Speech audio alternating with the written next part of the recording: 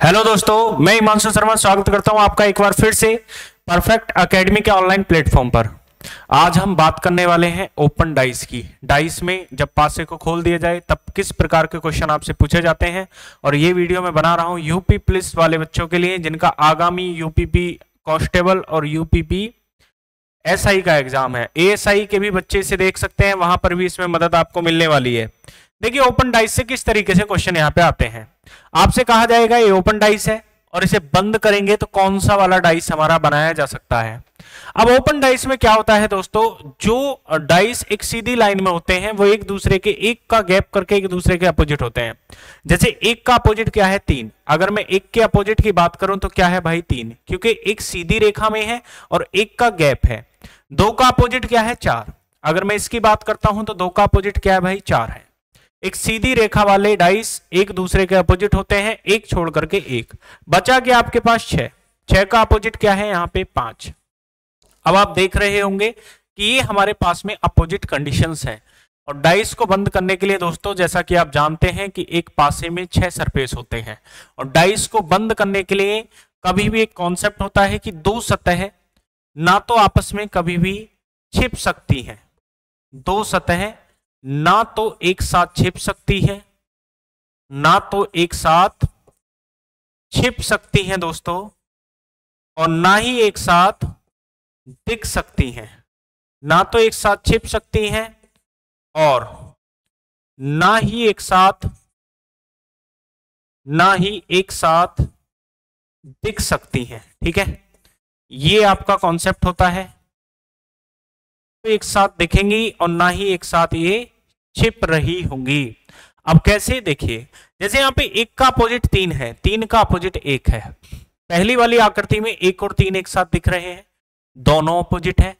2 विपरीत सतह ना तो एक साथ दिखेंगी ना छिपेंगे। इंग्लिश में से हम बोल सकते हैं two opposite sides can never be seen together and never be sit together. तो 1 और 3 एक साथ दिख रही हैं तो ये वाला डाइस हमारा नहीं बनेगा।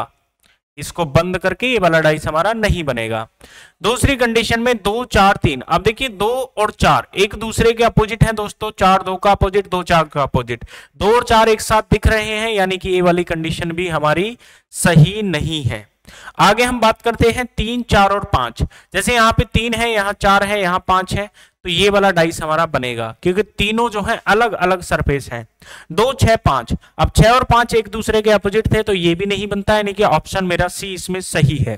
ओपन डाइस की कंडीशन में सीधा सीधा डाइस दिया हुआ होता है, एक सतह छोड़ करके एक दूसरे के अपोजिट होते हैं।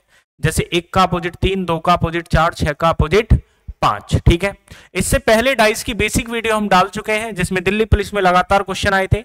अब आगे चलिए, आज इसी कॉन्सेप्ट पे हम बात करेंगे कि ओपन डाइस को अगर हम बंद कर रहे हैं तो कौन सा डाइस हमारा बनेगा। ठीक है, आगे चलते हैं। जैसे अब यहां पे आपको दिया है कि 1 का अपोजिट 4, तो मैं यहां पे लिख लेता हूं कि 1 का अपोजिट 4 है। एक सीधी लाइन में है, एक गैप करके दूसरा अपोजिट होता है। 2 का अपोजिट 6 है दोस्तों। 2 का अपोजिट आपका कितना है, 6। और बचा हुआ जो 3 बचा है और 5 बचा है, तो 3 का अपोजिट क्या है भाई, 5 है। क्लियर है, 3 का अपोजिट क्या है, 5। यहां पे मैंने इसको ऐसे कर दिया, 3 का अपोजिट 5 है। अब देखिए, अब यहां पे पहला ही डाइस है जो बंद कर रखा है। 1 का अपोजिट 4, तो दिख रहा है, नहीं दिखना चाहिए, यानी कि 1 और 4 एक साथ ना दिख सकते हैं ना छिप सकते हैं। दोनों अपोजिट है, एक साथ कैसे दिख रहे हैं भाई, एक साथ आप ना तो ऊपर देख सकते हैं ना नीचे देख सकते हैं, दोनों दिशाओं में नहीं देख सकते। 2 विपरीत दिशाएं हैं, एक ही तरफ देख सकते हैं, या तो एक बार में आप ऊपर देखेंगे या नीचे देखेंगे। अब जानिए आगे, 2 3 4। देखिए 2 इसका है, 3 इसका है, 4 इसका है, तो ये हमारा बन सकता है। दूसरी कंडीशन में 4 5 और 6। देखिए 4 इसका है, 5 इसका है, 6 इसका है, ये भी बन सकता है। डी ऑप्शन की अगर हम बात करें तो 3 5 और 6, 3 5 एक दूसरे के अपोजिट है, ये नहीं बनेगा। अब सवाल ये है आपके लिए कि ऑप्शन नंबर बी सही है या ऑप्शन नंबर सी सही है। दोनों में से कौन सा सही है, इस बात को आप लोग हमें कमेंट में बताएंगे। अगर आपको ये वाली बात पता है तो कमेंट में लिखेंगे कि हमें पता है, अगर नहीं पता है तो आप उस बात को भी लिखेंगे कि हमें ये वाला कॉन्सेप्ट नहीं पता। जब 2 में से एक डाइस को चूज करना हो तो दोनों में से कौन सा डाइस सही होता है। ठीक है, इस बात को भी आप लिख रहे होंगे। ठीक है दोस्तों, और ये कॉन्सेप्ट पूछा जाना है कि बी और सी में से कौन सा सही है। आप इस बात को लिखेंगे कि बी सही है और सी सही है। बी सही है तो क्यों सही है, सी सही है तो क्यों सही है दोस्तों। आगे चलते हैं नेक्स्ट। अब इसको देखिए, ये आपके पास में डाइस दिया है। अब आप जानते हैं सीधी सीधी लाइंस, देखिए ब्लैक पूरा कवर कर रखा है, ये हाफ कवर है, यानी कि इसका अपोजिट ये है सर। एक ये इसका अपोजिट ये होगा और ये दोनों फिलअप एक दूसरे के अपोजिट हो रहे होंगे। अब आपको पता है कि ये इसका अपोजिट है और दोनों एक ही डाइस में दिख रहे हैं, तो ये नहीं दिखेगा। दूसरी कंडीशन में आप देखिए ये भी नहीं दिखेगा क्योंकि दोनों एक दूसरे के अपोजिट है। ये हाफ ब्लैक कर रखा है, कंप्लीट ब्लैक है, ये भी नहीं दिखेगा। सी ऑप्शन में आपके पास है ये डॉट, फिर आपको दिया है खालिस्तान और ये भाई एक डॉट का खालिस्तान तो इनमें से कोई सा होगा, यानी कि दो खालिस्तान कभी भी एक साथ में नहीं आ सकते। जो खालिस्तान जो फिल इन द ब्लैंक से दिया है और यहाँ पे दो दे रखे हैं, तो दोनों में से एक भी नहीं आएगा, तो ये भी मेरा आंसर नहीं है। फिर आंसर क्या है यहाँ पे, आंसर दोस्तों ये होगा। कैसे, एक फिलअप दिया है आपको आधा, और ये जो ऊपर का कवरेज दिया है ये वाली आकृति है, ठीक है, और इसका अपोजिट तो ब्लैक है, तो ब्लैक इसमें दिया नहीं, एक इस साइड का दिया है और एक इसका अपोजिट। अब ये भी दे सकता है इसको और इसका अपोजिट ये दे सकता है।